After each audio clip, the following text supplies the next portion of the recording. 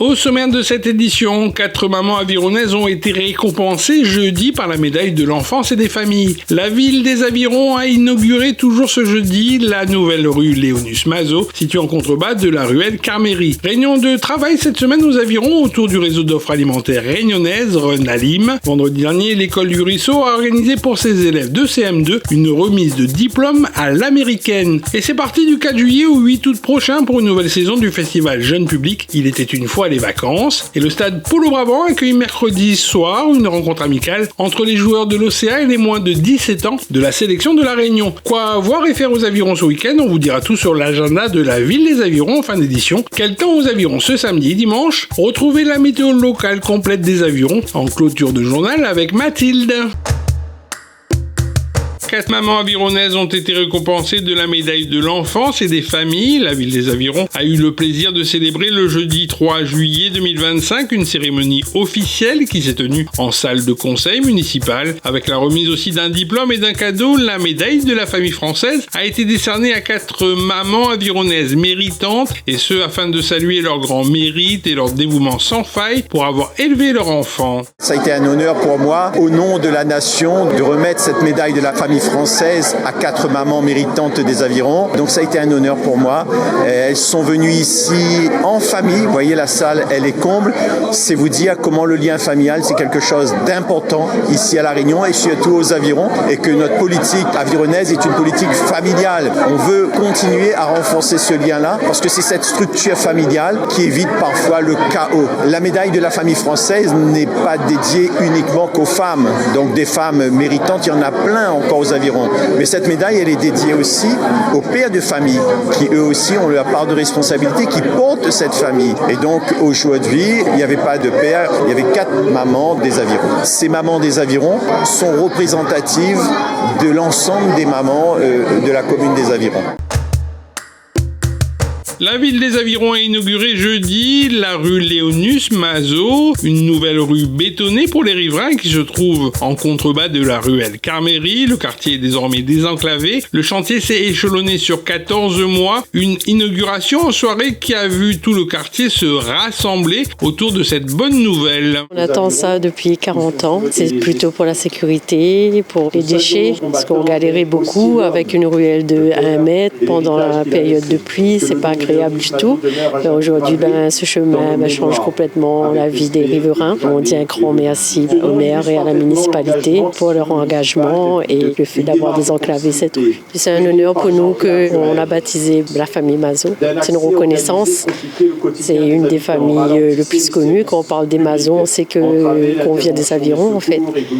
Donc c'est très important pour nous. Ma maison, on l'a construite, mais à la main. On a tout porté. C'est mon père qui l'a construit. C'était une grosse galère, on a beaucoup trinqué, mais comme c'est un endroit où on aimait vivre, on s'est sacrifié pour y rester. En 2025, ça y est, un rêve se réalise pour nous, les riverains. Une quarantaine de professionnels du secteur agricole issus de la Chambre d'agriculture et de ses partenaires se sont donné rendez-vous mercredi aux Avirons dans le quartier de Font-Maurice pour un atelier de travail autour du réseau Renalim. Pour rappel, Renalim est le réseau unique d'offres alimentaires réunionnaises porté par l'association des filières de production locale pour la promotion des produits alimentaires locaux dans la restauration collective. Aujourd'hui, la réunion d'aujourd'hui, c'est sous le nom de Renalim, monté par la Chambre d'agriculture. C'est pour relier les acheteurs, les producteurs. C'est une journée de rencontre et de découvrir le métier d'agriculteur. Bon, ici, exceptionnellement, je fais la transformation et le stockage des fruits. Donc, c'est pour découvrir vraiment le métier et surtout de fonder un partenariat avec les acheteurs. Renalim, c'est une association qui met en lien les producteurs locaux et les acheteurs de restauration collective. D'abord, c'est une plateforme qui essaye de recenser de manière la plus exhaustive possible l'offre locale. Donc, que ce soit les producteurs indépendants, les producteurs dans les structures au maximum le plus large possible pour les rendre visibles au niveau des acheteurs de restauration collective pour davantage d'intégration de produits locaux dans la restauration collective. Et à côté de cette plateforme, on a aussi des rencontres. L'autre fois, j'avais un acheteur d'un collège qui formule aussi les menus et il veut développer par exemple des galettes de manioc. Et aujourd'hui, on est chez un producteur indépendant qui produit du manioc. Donc, ça peut être tout simplement des relations comme ça. C'est se dire, ok, on a ça sur notre territoire, comment on va le mobiliser pour nos menus après. C'est le but, comme vous pouvez voir aujourd'hui, c'est qu'il y ait du lien direct qu'il y ait des discussions, des échanges et qu'on discute autour de sujets qui peuvent coincer et essayer de relever tous les freins pour travailler ensemble et collaborer au mieux. Et pourquoi les avirons ? Parce que Monsieur Lépinet nous a gentiment ouvert ses portes. On avait fait une visite avec la chambre, justement dans cette démarche d'aller rencontrer des nouveaux producteurs. Et il a des très beaux locaux, donc c'était l'occasion de faire une rencontre unanime juste ici. Un espace d'aide et de suivi au relais de l'insertion a accueilli vendredi dernier des personnes en difficulté familiale et sociale. C'est le CCAS de la ville des Avirons en collaboration avec l'association EPA, soit Écoute-moi, Protège-moi, Aide-moi, qui est à l'initiative de la mise en place de ce point d'écoute gratuit et confidentiel. EPA est une association, donc écoute. P, protection, et A, c'est aide. Donc ça nous donne en mot d'enfant, écoute-moi, protège-moi, aide-moi. Et aujourd'hui ici, contente d'être au relais de l'insertion parce que nous en avons une permanence d'écoute. Alors d'aujourd'hui, c'est un vendredi par mois. On nous fait de l'écoute effectivement, de l'orientation et du soutien. Quelle thématique ? J'ai envie de dire des personnes qui sont en grande difficulté. Alors non pas forcément matérielle ou financière, parce qu'on ne peut pas malheureusement aider tout le monde financièrement, mais en tout cas, on va dire une détresse un petit peu morale. L'association va faire un focus sur les violences intrafamiliales, sur les violences faites aux enfants, mais il y a aussi des situations de harcèlement. Nous est là, nous peut être Azote. Et s'il y a des situations de harcèlement, de violence et autres, nous serons là aussi, voilà, dans cette permanence d'écoute. Pour la fin de l'année scolaire et avant que les élèves ne partent en vacances, l'école du Ruisseau a organisé pour ses élèves de CM2 une cérémonie à l'américaine de remise de diplôme de fin de cycle primaire. Une nouveauté pour l'établissement qui souhaite fêter et remercier les élèves de CM2 qui à la rentrée prochaine poursuivront leurs études dans le grand bain du collège. L'apprentissage, c'est aussi l'éducation, c'est aussi des moments festifs. À l'initiative de notre nouvelle directrice, de Madame Paulin, et les élèves ont participé à créer leur chapeau et nous à faire les diplômes avec Monsieur Savini. C'est important pour la plupart de ces enfants. Ils ont commencé la petite section dans cette école, ils ont fait toute leur scolarité ici. Ils sont grands, ils se sentent grands. Ils ont un peu peur quand même de passer en 6e. Et puis là, c'est pour les féliciter pour toutes leurs années de travail, de labeur et puis parce qu'ils ont grandi et qu'ils déploient leurs ailes. Tous les mois de juillet, je pleure. Mais heureusement, la plupart d'entre eux reviennent à 3h30. Ils me font un bisou, ils me font un câlin, ils me donnent de leurs nouvelles. On a un gros pincement au cœur parce que c'est les laisser partir. Comme vous dites, c'est un peu comme les enfants qui partent. À la page culture, une nouvelle saison du festival Jeune Public, Il était une fois les vacances, se déroule cette année du 4 juillet au 8 août prochain à la salle Georges Brassens des Avirons, avec les vacances pour ceux qui restent comme seul credo. Le festival aura lieu à partir de ce vendredi 4 juillet, donc avec en ouverture un spectacle pour les tout petits qui s'appelle Crack. C'est un spectacle tout en douceur et ensuite il y aura 6 spectacles diffusés environ à chaque fois en 2 fois. Donc il y a 14 représentations, il y a de la danse, de la musique, du théâtre. Donc, venez vous évader, quittez l'île à travers le spectacle vivant. Les spectacles sont tous différents. À chaque fois, c'est une surprise. Était une fois les vacances, c'est une collégiale de salles. On est en fait 14 structures à collaborer et à créer ensemble un programme spécialement pour les parents et les enfants. Il y a également des petits plus. Ce sont des ateliers, des jeux en bois, des structures gonflables, des ateliers. Et c'est vraiment un festival où les parents et les enfants partagent et c'est très familial. Cette année, le thème, c'est l'environnement.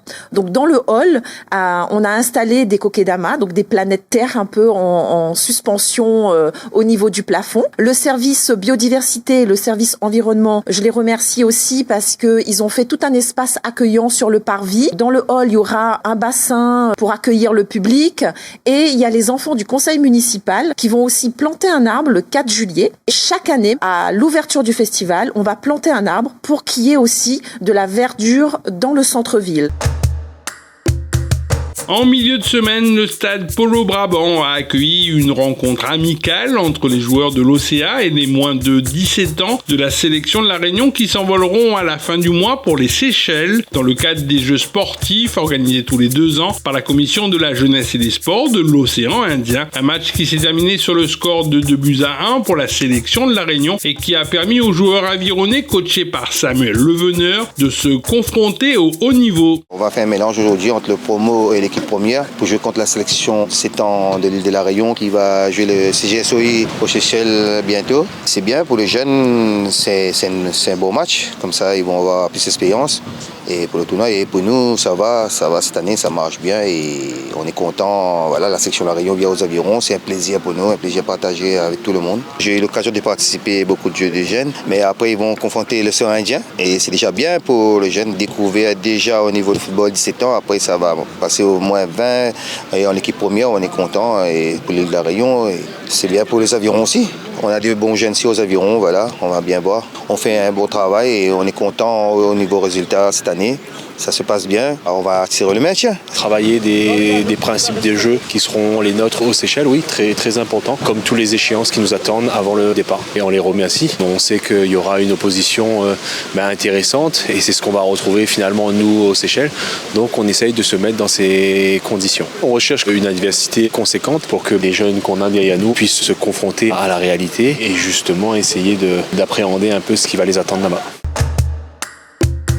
Pour le compte de la 14e journée de championnat de régional de Poula, les joueurs de l'Océan l'ont emporté à l'extérieur le dimanche 29 juin dernier. Les hommes de Samuel Leveneur se sont ainsi imposés sur le score de 2-1 face aux bénédictins de l'AS Évêché, une victoire qui confirme les bons résultats enregistrés depuis le début de cette saison.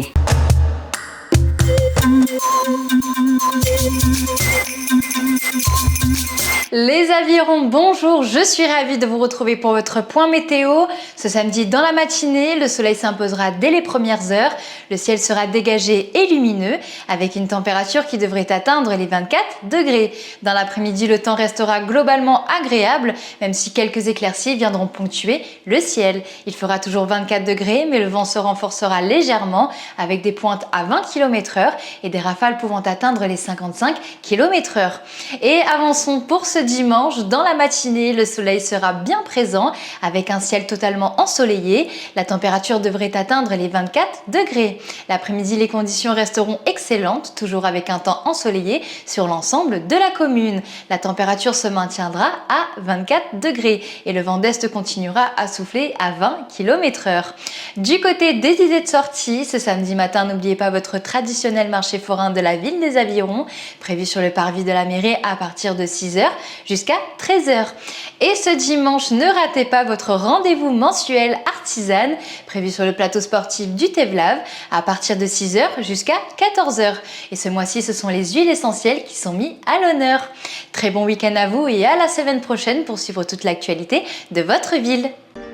Ville les Avirons, vers un territoire durable.